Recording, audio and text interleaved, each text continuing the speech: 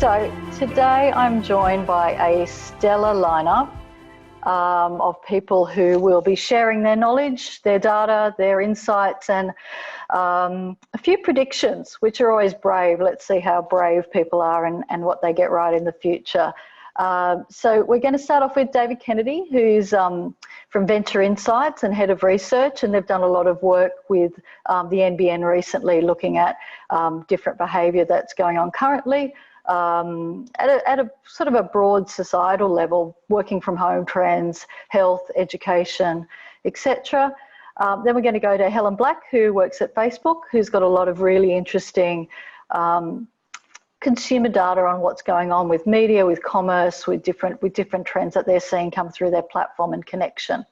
And then we're going to finish up with Kathy, who's going to bring it all home and really give marketers some advice on what they can do with this change in behaviour, both from what's happening in market, but also measuring, tracking, implementing and assessing what's going on. So we're going to go through that. I'm going to kick off with a few slides that we're seeing from the digital media side of things, just to set things up, and then I'm going to hand over to the other guys. So let's go. One of the most interesting things that I've seen coming through, so I don't think anyone's surprised that digital media is having a huge uptake in consumption at the moment, but I never thought I'd see that desktop growth was the highest one. So we've been, as people are working from home, seen a bit of a shift to desktop being sort of the fastest growing medium, and mobile still obviously huge, but you know, a little bit set back as people have moved to desktop and their connected TV. So some interesting trends and inventory coming through in that element. We track every week the top 150 sites and the time spent on those sites that's coming through. So this is the weekly for Australian audiences on desktop, tablet and mobile. And you can see a huge spike there really as we started going into lockdown, and everyone was checking news constantly, trying to understand what was going on. But we're still well above the average that we saw previously. So some really sort of great consumption patterns there, and I'll go and I'll have a chat about what categories are driving that, because it has shifted over time. Some really interesting things here, some things that are obvious and some things that are, I guess, possibly less obvious. So overall, everything up. News, I'll go into a bit more detail in a sec, but we saw a huge jump in news. Really interesting jump in educational resources. Homeschooling's been an opportunity and challenge for parents. So we're definitely seeing some educational sites like Reading Eggs. And there's one called, which I don't know because my children are now fortunately older, but Class Dojo, that's also coming up. So there's some really interesting brands that are coming through quite strongly in there. Home and garden, we've sort of written about this, but you're seeing a lot of people invest a lot of time and energy in that area. Things like genealogy and areas that people, I guess, have been meaning to get round to, that people have had a bit more time to do some of those things that have been on hold. And then it's really interesting. We're seeing quite an uptick in spend in the sort of the tech and the technology side from an advertising point of view. But you're seeing people, you know, as they're making sure that their home resources are up to date, ready, not falling over for schooling and work, you know, ISP traffic, internet tools, people making sure that they've got that all going well. As I said, news, and we did a webinar on this a few weeks ago, and we've put out a few releases on that. Really huge spike early on, but continues to grow. We released the Nielsen digital ratings today for May, so the currency data, and we're still seeing the top 3 news sites have over 10 million Australians accessing them within May. So still really huge audiences across the board, but just probably was what an unsustainable and possibly unhealthy spike at sort of the end of March, early April. I've been talking about the excitement of e-commerce since I think about 97. Unfortunately, Australia's been a little bit slow in this regard in a lot of verticals, particularly sort of the less expensive standard purchases that we're doing. But we've seen a lot of time being spent on retail sites, up 44% year on year. So it's really encouraging. I'll leave it to the next three experts to tell me whether that's going to sustain, but definitely a lot of activity, a lot of trial, and hopefully a lot of good experiences, which will drive that forward. In terms of that sort of retail activity, interestingly, we saw that even though supermarkets weren't delivering in March and April, we saw a lot of time and traffic going through there as people were having to get more organised in their planning, understanding when things were opening. I can imagine there was a lot of debate over when only one person can go and do the grocery shopping and making sure they had the right brands and right things on the list. Sports stores, again, been well documented in terms of home gyms. I was surprised that beauty products were up because I don't know about you guys, but I haven't been probably spending as much time on beauty and personal care, but particularly at that sort of mid-level and lower level part of the market, sort of the price line type area, you're seeing a lot of traffic go through there. Craft coming through really nicely. Retailers like Spotlight definitely getting a lot of traffic. And then food was a really interesting one. I will leave this behind with you guys. So I was imagining that total time would be higher. And this is for the retail side of food. You're definitely seeing huge increases in the delivery services, menu logs, Deliveroos, etc. But not as much time with some of the individual food brands or the QSR type brands as I was expecting. But definitely huge increases in alcohol stores. So that's probably not a surprise to anyone. So this is a bit of data from NAB actually following up in terms of sales coming through, huge online sales increases coming through there. It'll be really interesting to track that going forward and how that continues. Ad spend, I won't go into a lot of detail here. We put out our March quarter PwC report a few weeks ago. That quarter was slower, obviously not, I mean, the complete impact of COVID at that point. We've done quite a bit of tracking in market of what's going on. May, we were definitely seeing a lot of marketers coming back, albeit at slightly lower investment levels. June's looking very healthy. You will have a little bit of end of financial year boost as well as people who have been holding back spend coming through there. So the real telling months will be sort of those July, August period, but we're definitely seeing a lot of marketers start returning into the field, which is fabulous for everyone. Our wonderful research director, Natalie Stanbury, has gone through the myriad of high quality research that's been in market recently and to be honest, over the last 20 years around marketers needing to invest during economic downturns and how they can gain share. Tiff's going to share that link to you guys. There's a summary of all that research as well as a wonderful nickable slide deck if you're looking at putting that in sales deck. So really important piece of work, looking at all the top researchers, academic and research companies, pulling that all together in a one-stop shop for you all. I'm going to stop talking now. I'm going to hand over to David, who's going to walk you through some of their research that they've done recently. Over to you, David. Thanks very much, Gai. So you just move straight on to the next slide. This is the result of a survey which we conducted in conjunction with NBN Co. It was completed on the 28th of April, so we were well into the COVID-19 lockdown at that point. We looked at people, only people with a broadband connection, so there's a whole raft of issues obviously around those who don't have a connection in this environment, but that's not what the survey looked at. So the approach was simply to ask people how they had responded as individuals and as households in the use of technology during the lockdown. And we were about, on April 28, we were at least a month into lockdown for most people. And for others, it had been going on considerably longer than that. So as you can see from the graph here, most people, 2/3, didn't work from home prior to COVID-19. 26 did sometimes, and 8% did so exclusively. But if we flip to the next slide,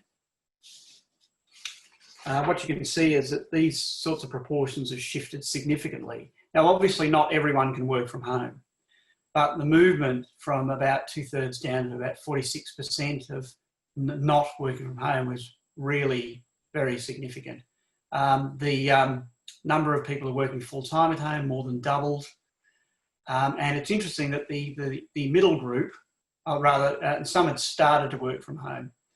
So I think that what this is showing is that there was a lot of investment in working from home as well. So we've seen a lot of people purchasing devices, purchasing home office equipment, and that's shown up in retail statistics elsewhere. 43% had actually created a new or dedicated office space of all respondents. And for those working from home, that number was 56%, which is interesting because it seems to suggest that there are people who are not working from home and went ahead and set up an own home office anyway, presumably to do other things around the house, particularly things that might be online. What I think was kind of interesting from a cultural perspective is the number of people who said that this had really made them rethink the whole question of work-life balance. So 81% reported that they were rethinking that, and 67%, 2/3, said that they'd like to work more from home after the crisis has ended. Now, obviously, this is a demand-side perspective. Employers get a say here too when this is all over. But clearly there's a lot of interest on the employee side in looking at new work arrangements, and how far the working from home surge pulls back, well, I think will depend on how this interest is actually negotiated with employers. So let's move on to the next slide. So just looking now at some specific applications, we looked at telehealth, online education, and online social communications. So in the case of those of telehealth, we've seen some really big changes, both in terms of practice, but also in terms of the broader regulatory framework. So telehealth consultations, which for some reason were never able to really be made to happen for about 15 years due to all sorts of vested interests, were pushed through in about 2 weeks. So we've seen some actually quite significant regulatory and practical change in the last couple of months. And about half of the survey respondents who had had a medical consultation, that was roughly just under 3/4 of the respondents, roughly half of those had had some kind of consultation as a telehealth consultation. Now that doesn't just include online, it would also include telephone consultation as well. And although older people were less likely to do this, the proportion of people over 65 who were doing it more than doubled. So what we now have here is a new cohort of people who are experiencing things like telehealth and so on for the first time, and in significant numbers. The sorts of obstacles are roughly the sort of things you'd expect: preference for face-to-face, lack of awareness and understanding, and a lack of offering of telehealth services. So it's actually going to be quite interesting to see how many medical professionals go back to not having telehealth and how many stick with it in the future. Again, we don't really have data on that supply side perspective. But on the demand side, about 2/3 said that they would consider using telehealth services in future. And as you'd expect, the metropolitan and younger respondents were more likely to be open to that. Okay, so moving on now to the slide on education. So in the case of education, we see a bit of a different kind of pattern. So apart from school, which obviously increased very significantly, what we saw was that we didn't see big changes in the number of people who were not using online applications.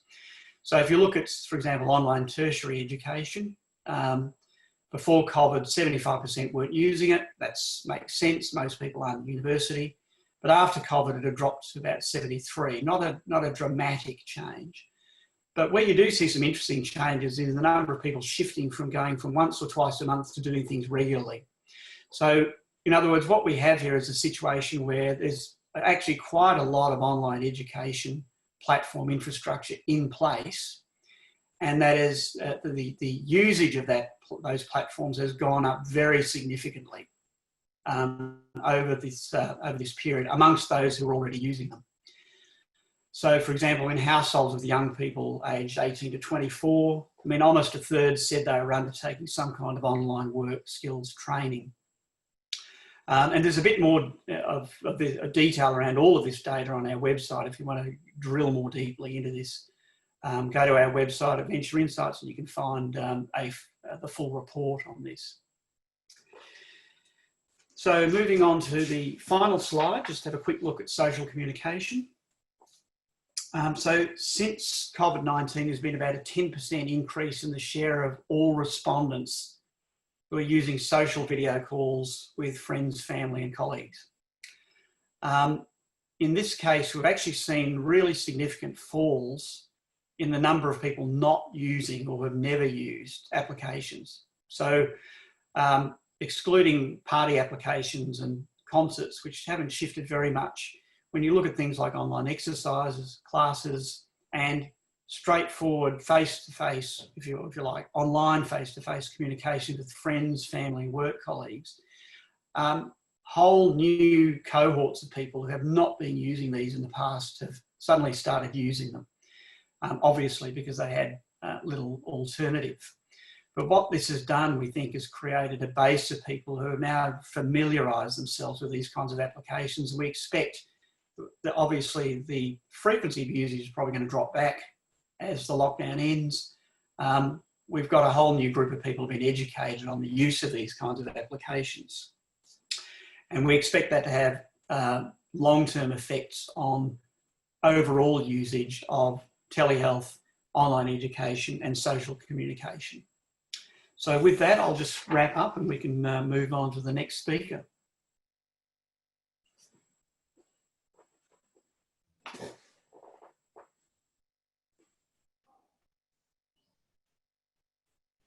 Thanks, David. Sorry, I was struggling with my unmute. Helen, do you want to share your pearls of wisdom with us?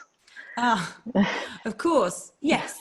A few months ago, it was impossible, I think, for us even to think about, let alone plan for what happens beyond COVID. And thankfully, hopefully we have a little bit of light at the end of the tunnel. We can now start to think about that. So in the next few minutes, you'll hear a bit more from me about 3 C's of commerce, connectivity and community we believe will endure.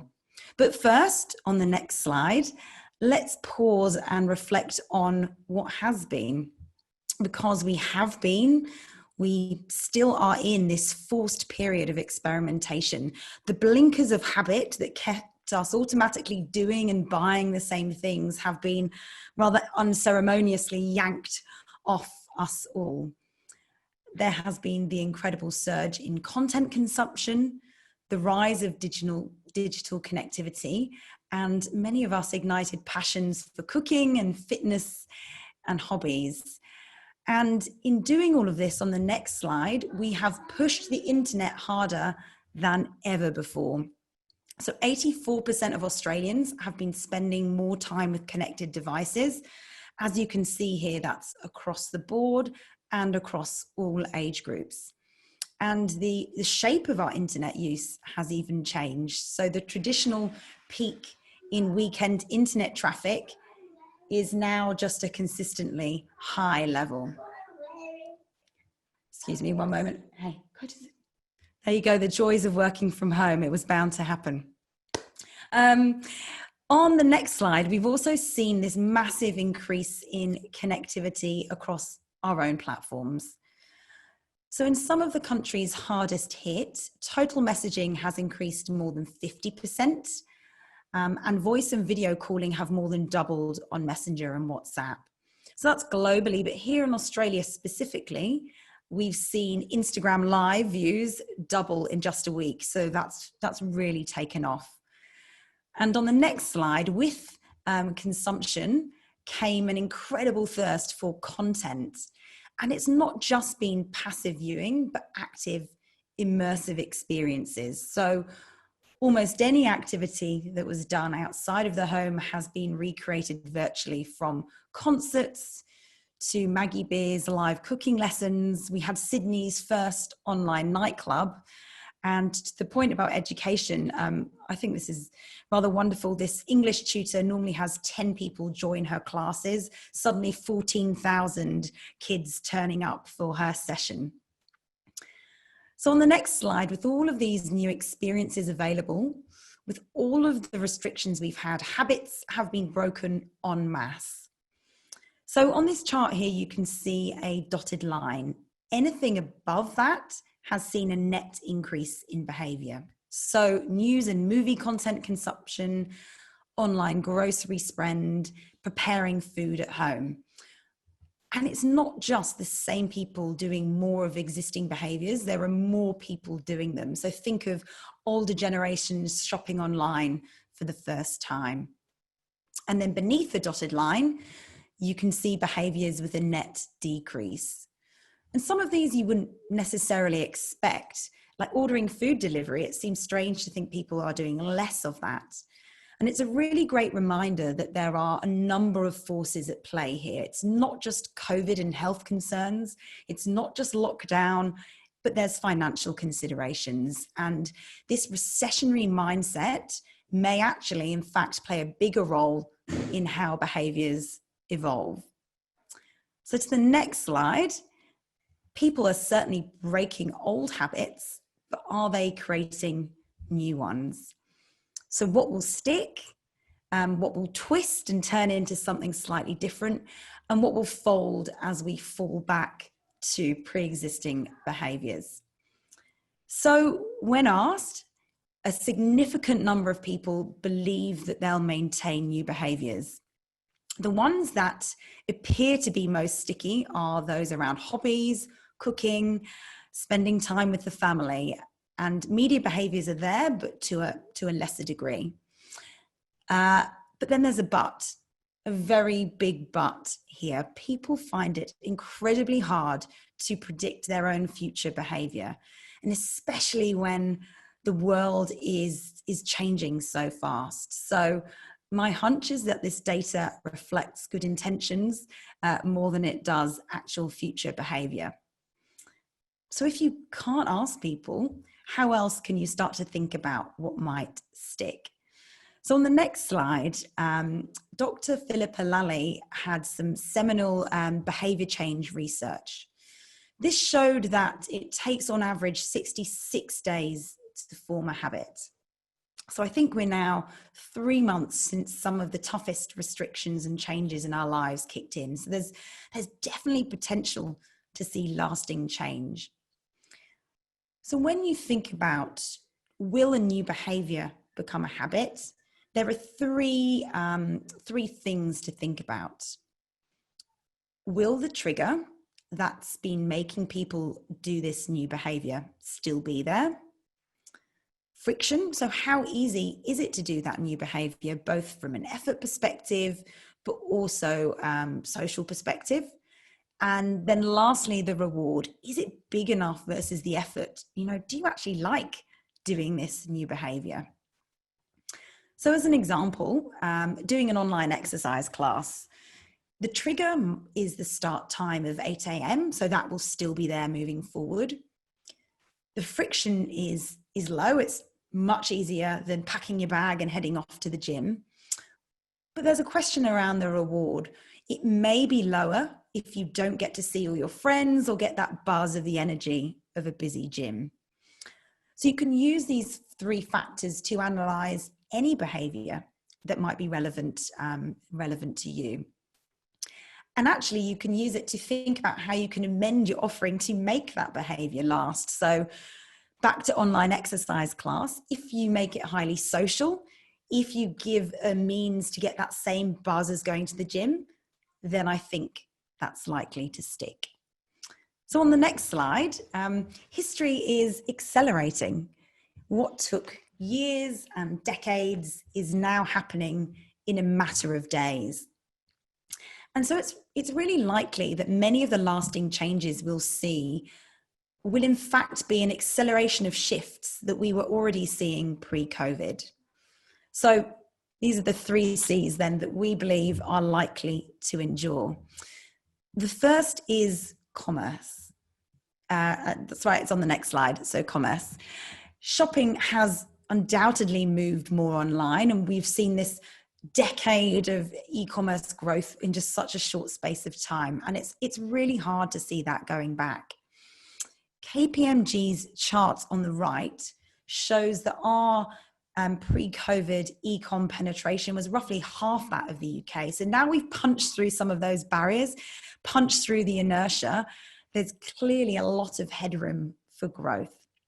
And especially when 31% of people say that they will be either visiting stores less or spending less time while they're going to be there. So the e-commerce penetration, I can't necessarily talk for time spent or amount spent, but penetration shift definitely likely to stick.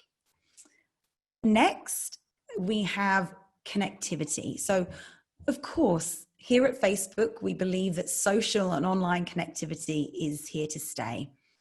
We've been creating new products like messenger rooms exactly in this space. And one of the reasons that this is here to stay is, unfortunately, COVID-19 hasn't gone. And without a vaccine, it's something we actually are going to have to learn to live in the shadow of for a long time. So, you've been to the shops, you've already seen the perspex everywhere. Online technology will actually help us retool for a more contactless world. So sure, that means video calling, but also expect to see a sticking around mobile payments, the use of virtual stylists, for example. Mecca have done this brilliantly, launching this service through COVID as people avoid busy shops. So on to the next slide. I'm afraid I got a bit carried away yesterday, and I've stuck in one more C just for fun. And this one I'm calling comfort. In response to the gloomy headlines, and we couldn't do all of the things we normally enjoy, we have sought out small indulgences and little luxuries, as you can see here from Instagram interactions. And during lockdown, when people couldn't access their typical indulgences, they've been finding alternatives. So, if you can't get to the nail bar, that's shut.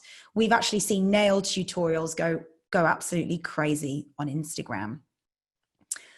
And so the rise of joy substitutes is likely to last, but also because it's very typical of recessionary behavior.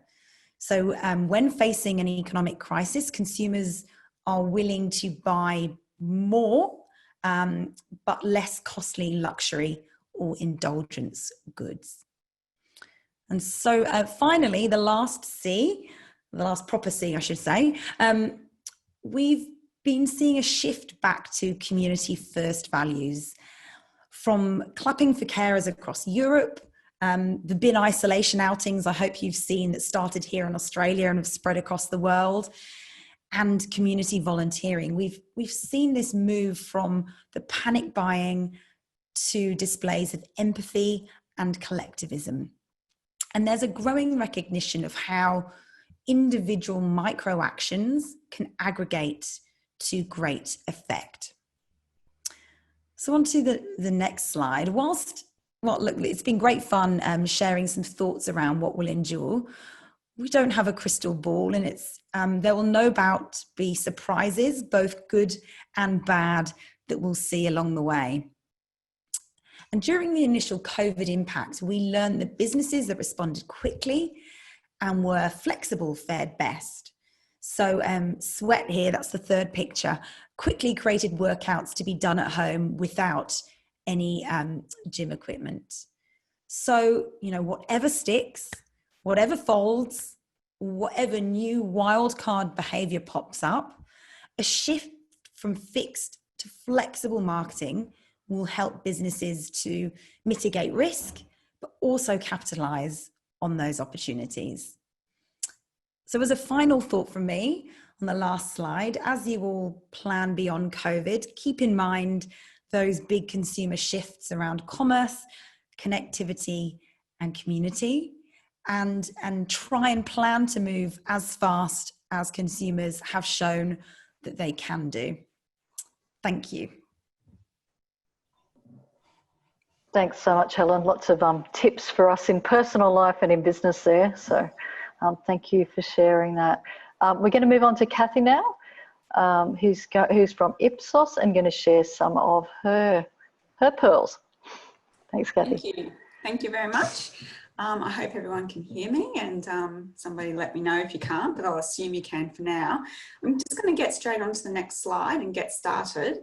So whether it's a worldwide crisis, or it could be a disrupting category, or it could be just incremental ongoing cultural change, we need to stay in touch and we need to continue to understand.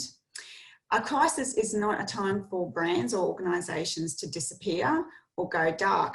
Gai mentioned in her slides that in April we saw a very big reduction in advertising, and so it's probably not the best strategy to actually go dark on our customers in a time of crisis. It's a little bit like talking to a friend who's lost a loved one.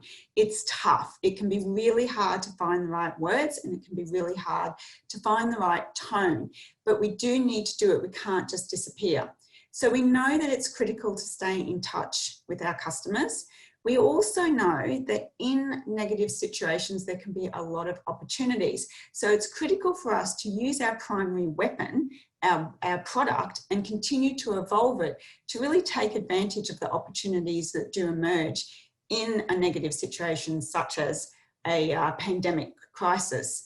And finally, we also know that it is much better to try to get ahead of the change if we can, rather than fall behind. So moving on to the next slide, when the crisis first started, a lot of our clients came to us with the same question, which was basically, what should we be doing right now? Should we be doing research? Should we be advertising? What's appropriate? Or actually, more importantly, what's inappropriate? What would look insensitive? So organisations were really struggling to adopt the right tone. Too flippant or commercial, they might look like they're profiteering. But to do nothing at all and stay silent could be even worse.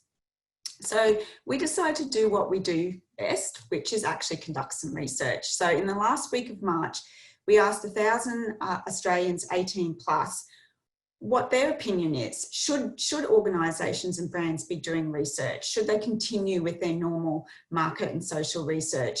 Is it insensitive to do research in a time like this? Do people want to give their opinion and participate in research?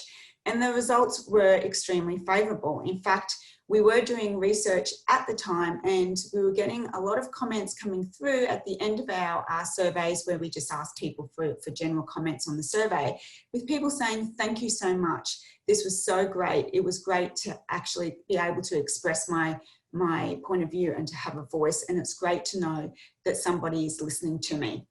So just going to the next slide, we also asked whether it was appropriate or seen to be appropriate to advertise, whether companies should be advertising their products and services, regardless of whether they're actually connected to COVID-19.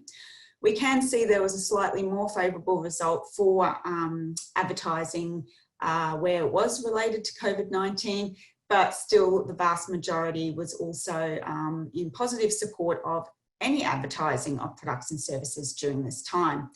So moving on to the next slide, some global research we did showed that, yeah, it is business unusual, but people really expect brands to step up. Just because it's unusual times doesn't mean that we shouldn't be actually doing as much, if not more, as we were before.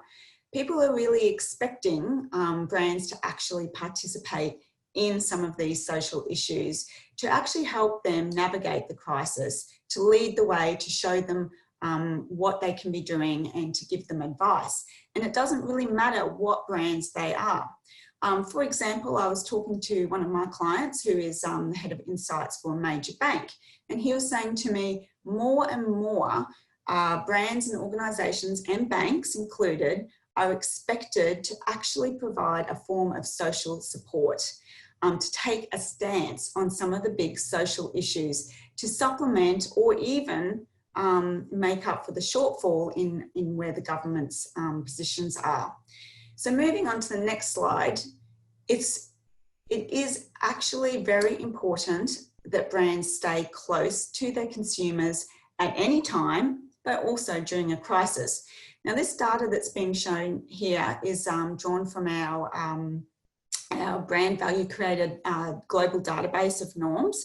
And we can see from 2013 to 2020 that brand closeness as a metric is actually becoming a much stronger contributor to brand equity and also market share. And in fact, in 2020, brand closeness is almost as important as brand performance in its contribution to overall brand equity.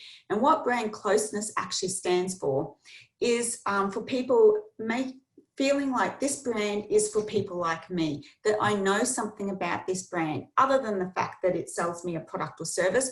I know that it also has a social program in this area. It believes in these values. It supports these missions or purposes. It does have a brand purpose, and that is becoming much more important. So going on to the next slide, it comes back to now the question of, well, what and how to communicate. Now, this is a tough one, but I think the main message here is that through the crisis, there are lots of different phases. So as Helen just mentioned, we really need to move away from fixed marketing to flex marketing.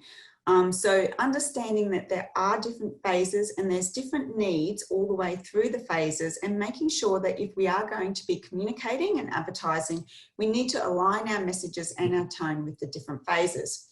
I was reading some research recently that was talking about how people responded or reacted after previous crises. So crises such as the Great Depression, the World Wars, and how people felt emotionally as they came into the recovery phase of those particular crises. And it was saying that initially people felt very liberated, there was high levels of optimism, and there was a real need or desire for celebration.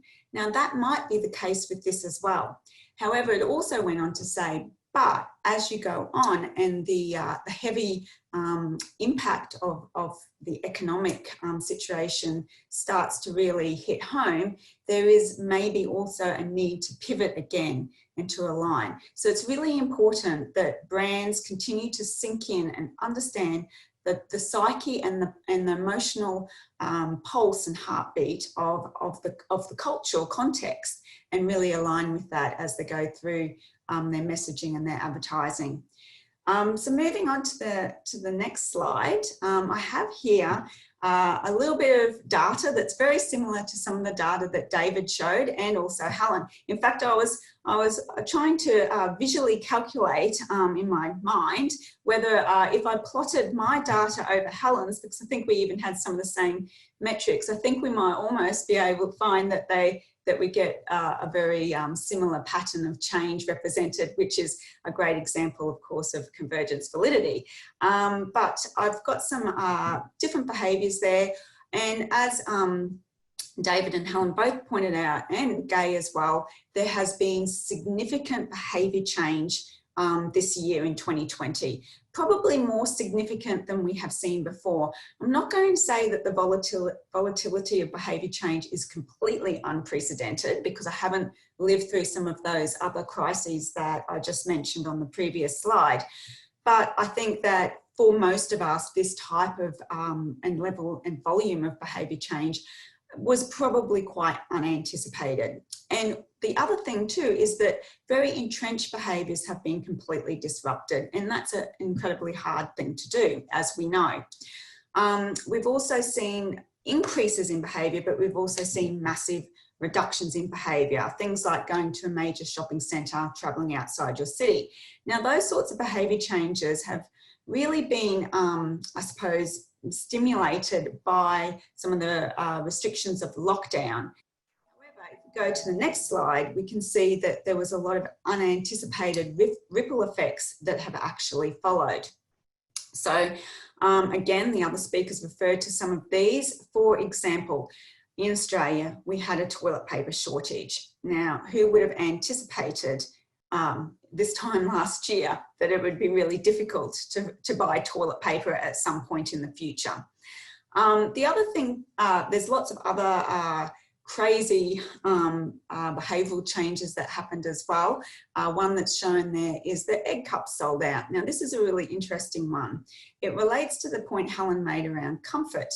And also it relates to working from home. So all of a sudden, we're able to actually have the comfort of a boiled egg or a cooked breakfast because we've just saved ourselves our 1 hour commute. And we can comfort ourselves. So we saw lots of these different ripple effects that have come from some of these changes. We've seen partnerships that we could never have anticipated, for example, between a hotel and a home cleaning brand. And even the Golden Arch has got a makeover. So we'll go to the next page. The big question is, of course, that everybody would like the answer to, is will these changes actually last? And if some changes last, which ones, and which ones will fade away? This is some research that came out of our global network, and it's really interesting in a couple of different ways. The first point I'll make here is I find it fascinating, the variation between the countries. So we basically asked people, do you think you will continue with some of these changes, or basically mostly change everything back to the way it was before? If you look at Australia in particular, the majority of people in Australia are saying, look, I think I'll probably mostly change everything back, or maybe keep a few small changes. Only around a third are saying that I'll probably change everything completely in my life. Now, compared to other countries, if you look at India and Mexico, it's almost the opposite pattern. So that's interesting in itself. There's not going to be a universal global future. A lot of countries are going to see significant changes. With Australia as well, we are expecting, there are still a third saying, I will completely change things in my life. And then of the rest of them, they're saying, well, there might be some small changes. So what can we trust? Can we trust what people are claiming? And which specific changes will actually revert and which ones will endure? So going to the next slide, what we do know, and Helen gave me a really great introduction to this slide, and I don't feel like I need to do a lot of time explaining it actually, because Helen talked about the three things: trigger, friction, and reward. Now, I've just taken the behavioural science principle of reward here and put it on one dimension. And basically, in terms of reward, we're expressing that as, you know, the behaviour is either easier and better, or it's not easier and better. But we've also brought in a second dimension to help us understand whether changes will actually endure or fade away. So we know that doing research at this time, we know that insights can't be taken at face value. So clients have been asking us the big question of, you know, should I even be doing research this year? You know, is the data I'm collecting dirty? Well, there's a couple of things that make up market research. One thing is, yes, data. And potentially in the COVID cloud that we're existing in, the data we're collecting could be dirty. However, the second big part of market research, which is actually probably the more critical part of market research, is what we do with the data, our interpretation of the data and our extrapolation of data into knowledge. Now, using this framework, we can actually almost wash the data, and I sort of at this point talk about the analogy of money laundering. We kind of collect dirty data, we wash it through our framework, and then we know which insights we can take to the bank. So the second dimension here is whether or not the behaviour change actually links back to a trend or a big macro force or change that was actually happening pre-COVID. And if we can look at the behaviour changes and see that they actually anchor back to something that was already happening in the world, some change that was shaping the world, then it's much more likely that the behaviour will endure. So putting the two dimensions together, we can see that if the behaviour isn't easier, if the reward's not there, and it doesn't align with something that was already happening pre-COVID, probably very likely that behaviour is going to just revert back to what it was before. If it's easier, if the reward's there, but again, it doesn't align, it might continue for a little while and then fade away. If the reward's not there, but it does align, maybe the behaviour will evolve and we'll see it transform over time.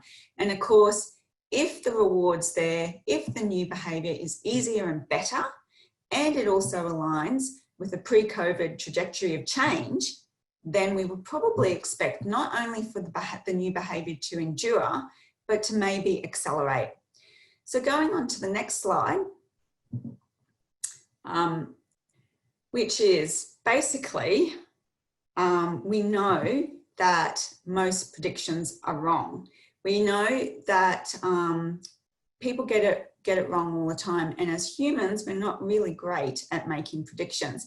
This particular quote, I have used it before, and I'm probably going to use it again. And the reason why is because this Oscar-winning director, D.W. Griffith, he just got it so wrong. In fact, I think he was proven wrong within a couple of years of actually making that statement.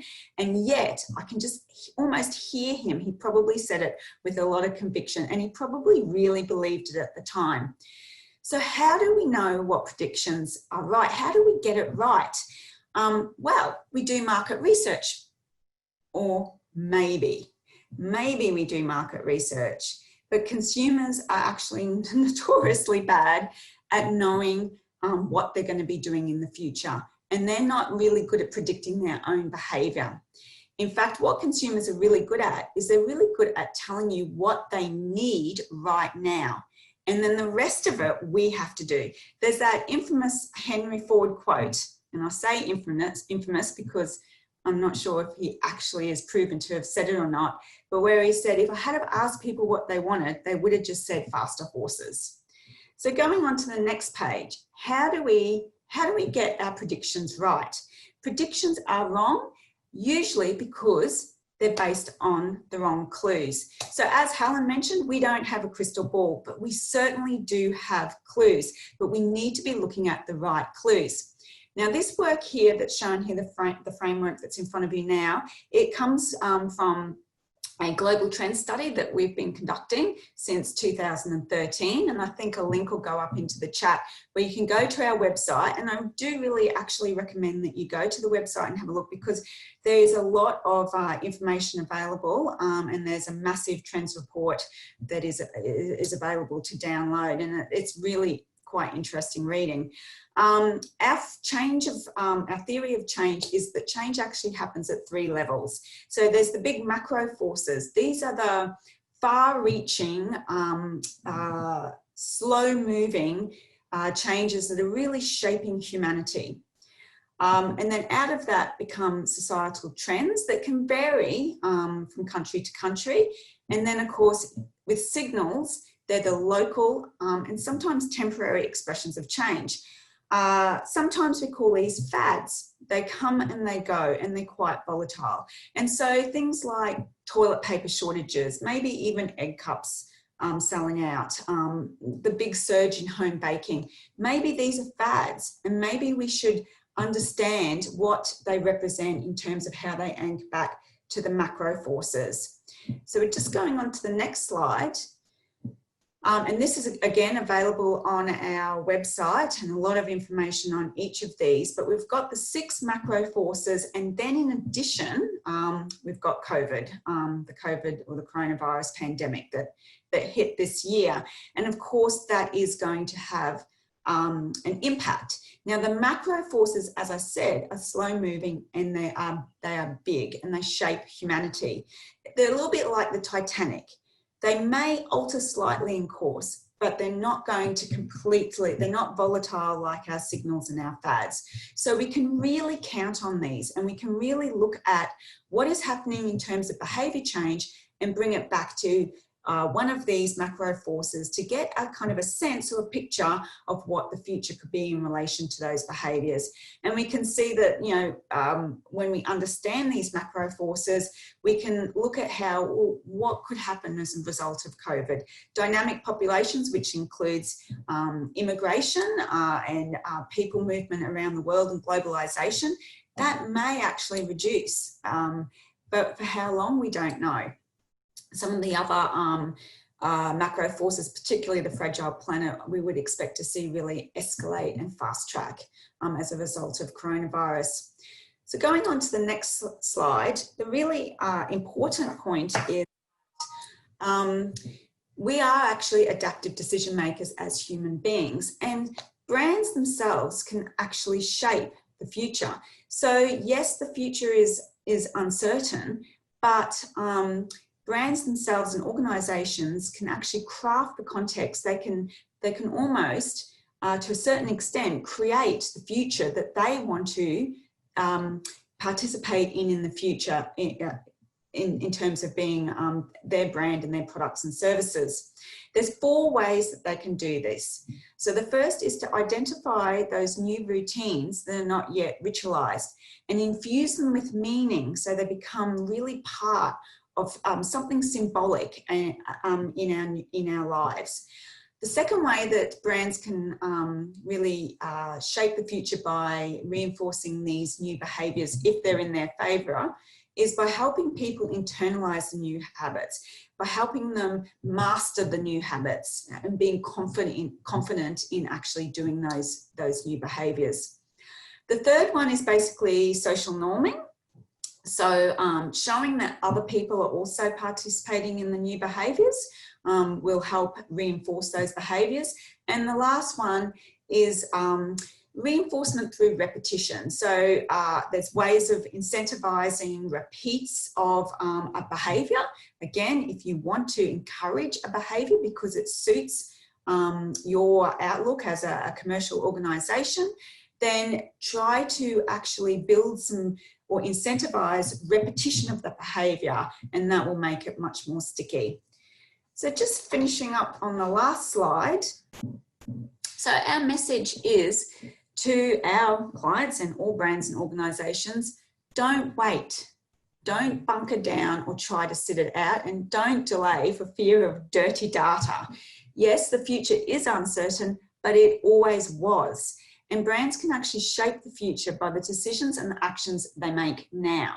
So lean in, listen, and engage in a changing world. Thank you.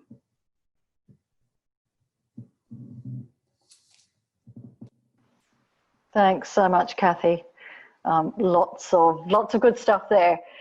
We're nearly out of time. I just wanted to address a couple of things that have come through the chat and the Q&A before I throw a question, an unprepared question, through to the panelists who will have to quickly have a think. So yes, we will be, for those who joined later, we'll be sharing all this information. It'll go out next Tuesday, Wednesday. You'll have a link to the recording and all the wonderful slides. Someone asked about the wave 2 of the research that we were doing in market that I referenced earlier in the ad spend side of things. We will be putting some information out on that. Contrary to Kathy's stats on people wanting to take part in market research, which I'm sure consumers do, we had probably less of a sample than we had for the first study with that one. So we'll put some top line learnings out on that one, and I won't be rude to qual researchers and call it qualitative, but we'll flesh it out with a bit more market context there, so that will come through. So before I wrap up and let you guys know what's happening next week, I just thought I'd challenge we've talked about a lot of people dealing with new brands, new behaviours. One thing I'll be really interested to see, I guess, off the back of a normal downturn, you see the big brands survive. and come through stronger. We're in a really different time where we're seeing the need for agility, as we've talked about. So it'll be really interesting to see which of those smaller brands that people have engaged with, whether it's Who Gives a Crap or some of the new DTC brands, who really gain permanent traction from this. So maybe we'll regroup, the four of us regroup next year and see what actually happened. But love to know from the three of you, is there one brand that you've engaged with over the last few months that you haven't previously, and I guess a good or bad experience? Anyone want to jump in? No. That's a tough one. I'm happy to go, Gai. Yeah, go, Helen. Mine, well, it is a brand, I suppose. Mine are much more around small businesses, local businesses. And I kind of looked around my my local high street and I said, what businesses do I want to be here in 6 months' time? So as you may have noticed, I have small children. I don't go out that often, but I've suddenly all these restaurants and places that I've never used before. I've been, you know, getting the delivery, which is genius, and you know, from all sorts of kind of local shops, and I've really enjoyed that. Cool. David, you doing anything differently? Maybe organising your study behind you, which looks very, very neat. Yes, I have been putting a lot of effort into what's going on around the place. In fact, for me, what's happened for me is that I've been spending a lot more locally, but on very specific things like gardening supplies and so on. And there's definitely been a conscious effort on my part to put more money into the local economy. And I think, in fact, next week we're going to publish a bit more research from the survey we did, which is looking at local support for business. And it appears that this idea of supporting local business is definitely something that has gained traction amongst a lot of people over the last few months. Great. Probably say, look, I don't want to give away too much about myself, but there is a cool, there's a local brand here called Black Sheep, which is a bottle shop, and I have found that I've been going there a lot more often than usual, but probably the other brand is Bunnings. I say to the kids, I'm off to my weekly outing to Bunnings, and I did actually use Bunnings beforehand, but I feel like I'm there quite often at the moment, and I think you can probably see why. Okay, well, you're all on trend, so fantastic. Thanks for that.